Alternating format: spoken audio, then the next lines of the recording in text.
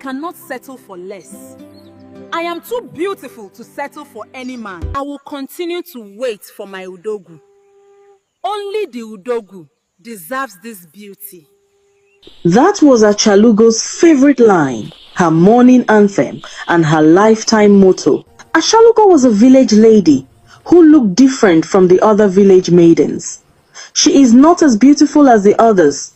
In fact, the villagers called her the ugliest lady in the village. But Acha LUGO, on the other hand, felt she was as beautiful as the moon. What makes her different is the high taste and standard when it comes to choosing a man she wants to settle down with. Her mother, a poor widow, was trying so hard to talk to the village men about whether they could marry her daughter Acha LUGO. But with all the efforts her mother was making, Acha LUGO will always tell her mother, "Mama, stop wasting your time begging these village men to marry me.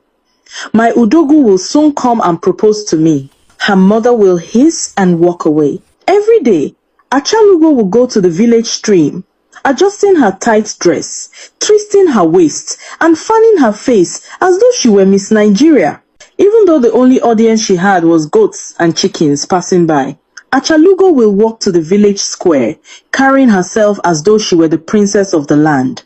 The village men, sitting at the palm wine joint, will laugh and make fun of her as she passes, sees Miss Universe passing.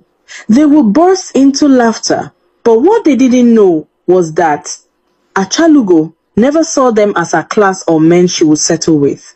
She will hear their insults, but she never cares. She carries herself with confidence that her Udogu will come one day. Every week, at least one brave man in the village would attempt to propose marriage to Acha LUGO after a lot of begging from Acha LUGO's mother. But one after another, she sent them home in shame. The first man, Okoro the hunter, came with 3 tubers of yam and a bottle of palm wine. He cleared his throat and said, "Acha LUGO, I have come to make you my wife." She looked at him from head to toe, hands on her waist. "Your body is smiling poverty," she said flatly. Okoro blinked. "Eh?" "Yes. Your body is smiling poverty. Look at your shoes. Is it greeting me or the sun? I cannot marry a man whose body odor is greeting people."